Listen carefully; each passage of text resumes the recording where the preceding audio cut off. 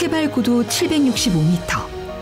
유대인들에게는 정신적인 고향이자 종교의 중심지 시온산의 안쪽으로 향해 봅니다.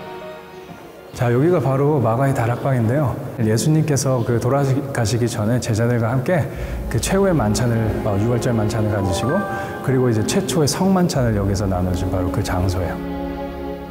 사실 시온산 일대가 특별한 이유는 예수님의 흔적들이 서려 있기 때문인데요. 예수님께서 배반당하시고 로마군에 체포되시기 전 최후의 만찬으로 자신의 몸과 피를 상징하는 떡과 포도주를 주신 최초의 성만찬이 이뤄진 곳. 그 모습을 상징하는 것도 있습니다. 이거 보면 펠리칸인데요. 딱 보면 중앙에 있는 펠리칸 그리고 그 옆에 있는 펠리칸인데, 자세히 보면 옆에 있는 펠리칸들이 그 중앙에 있는 펠리칸 가슴 부위를 쪼고 있는 그런 모습을 볼 수가 있어요.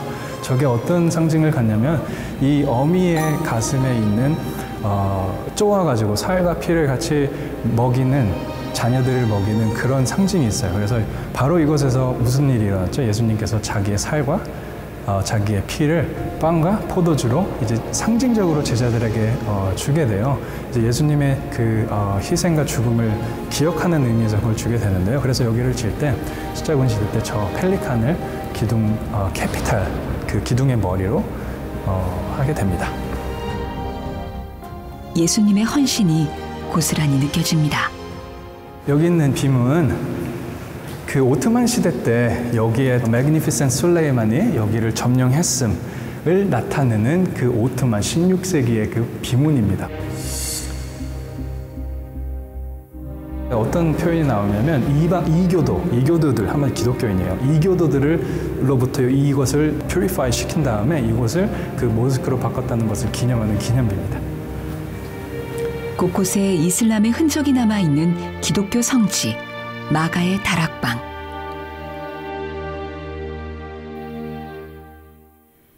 이곳은 예수님의 희생의 숨결이 남은 곳이자 그 아래로 수많은 유대인들이 순례하는 다윗 왕의 무덤이 있는 곳이기도 한데요. 아직 이 오실 메시아를 기다리며 이렇게 예배를 하는 것을 보고 참 어떤 면으로는 신기하기도 하지만 어떤 면으로 아직 저희의 그 구원자를 모르는 이분들에게는 참 그런 안쓰러운 마음이 들기도 했습니다. 언젠간 이들도 예수님의 온전한 사랑을 깨닫길 바라며 발길을 옮겨봅니다.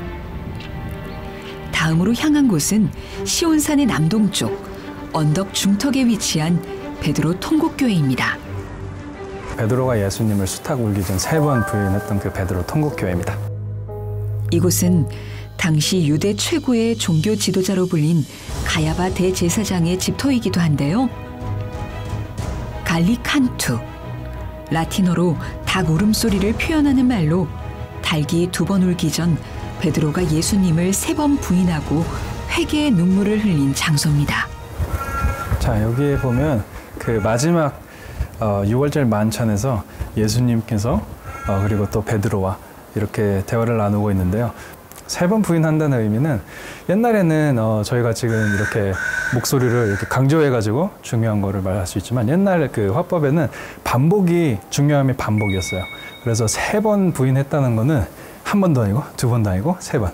정말 끝까지 부인했다는 그 말이에요. 예수님도 내가 너에게 진실로 진실로 이르노니 이렇게 해서 2번 반복하시 중요한 말은 그렇게 하십니다. 비잔틴 교회에서 베드로의 회개를 기념하며 세운 곳이죠.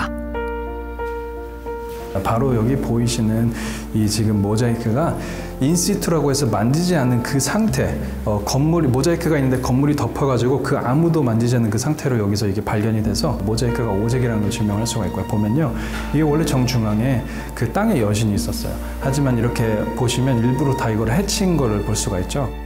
비잔틴 시대에 세워졌다가 이슬람에 의해 파괴된 후 1931년에 현재의 모습이 된 오랜 역사를 품은 교회입니다. 일단 여기를 보시면 여기는 이 교회, 비잔틴 교회가 지금 저희가 지형이 어떻게 되어 있냐면요, 이렇게 되어 있어요. 그래서 위에 엎어층에 모자이크가 발견되고 여기 또 발견된 거예요. 그래서 이렇게 되어 있는데 그 베드락을 베이스 해가지고 여기에 철치를 져놨어요. 그리고 여기에 보면 저희는 베드로가 예수님을 부인한 걸 강조하는데 사실 여기서 끝나지가 않는단 말이에요. 그 베드로의 그 예수님을 부인하게 된 거는 깊은 의미가 있어요. 그 이유는 베드로가 자기의 믿음에 대한 확신이 가득 찼단 말이에요. 그래서 예수님께서 말씀을 하시는데 너가 나를 부인하리라고 말씀하시는데 그거를 자신은 받아들일 적이가 안 돼 있던 거죠. 3번 부인을 합니다. 근데 거기서 그게 끝이 아니에요. 왜냐하면 요한복음 21장의 갈릴리 바다에서 낙심한 베드로가 거기서 이제 번호보로 들어가 이제 어부 일을 하고 있을 때 예수님께서 나타나세요. 그리고 너가 이 세상 그 무엇보다도 나를 더 사랑하느냐? 라는 질문을 3번이나 하십니다.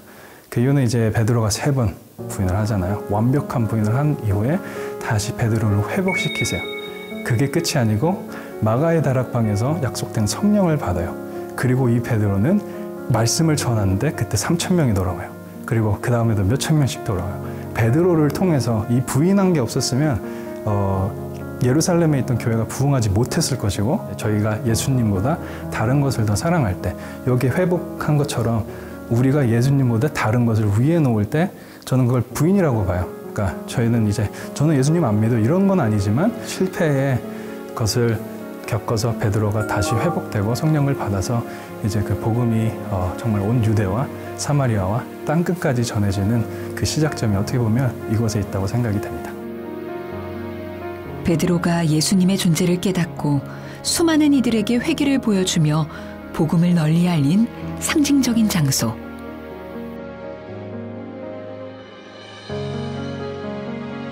자, 중요한 건 이게 중요해요. 이 교회는 그 예수님께서 가야바 대제사장 집 안에 있는 개인 감옥에 갇히셨던 그곳을 바로 위에 이렇게 져놨는데요. 지금 보시면 여기에 구멍을 이렇게 볼 수 있게 뚫어놨어요. 여기에 보면 벽에 이렇게 십자가가 이렇게 새겨져 있어요. 저게 이제 비잔틴 시대 때 새겨졌던 그런 십자가들입니다. 잔혹했던 그곳. 그 빛 한 점 없던 어둠의 지하 감옥으로 향해 봅니다.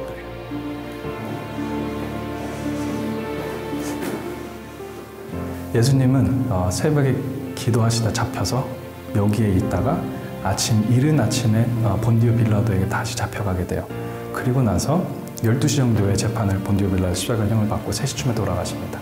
근데 여기에는 그 시간에 짬 시간에 이제 잠시 머물렀던 그곳이죠. 가야바의 무소불위의 권력으로 지하 감옥을 만들고 예수님을 죄인 취급한 흔적들. 다른 죄인들처럼 예수님을 밧줄로 묶어 이 구멍으로 내리고 올렸을 참혹한 과거들을 생각하면 절로 고개가 떨궈집니다. 통한의 시간이 가슴 절절히 느껴집니다. 하지만 아직도 끝나지 않은 고난의 길. 또 중요한 것이 하나가 있어요. 자, 저쪽인데요. 이렇게 통해서 이 길로 끌려서 오시고 거기 안토니아 성처까지 이제 간 거죠. 베드로 통곡교회 북쪽으로 난 이 돌계단 길은 바로 예수님께서 십자가형을 언도받으신 날 피 흘리시며 끌려가신 눈물과 땀이 얼룩진 땅입니다. 예수님의 희생과 외로움 그리고 존귀하신 존재의 발자취가 이곳 예루살렘 한가운데 생생하게 남아 있습니다.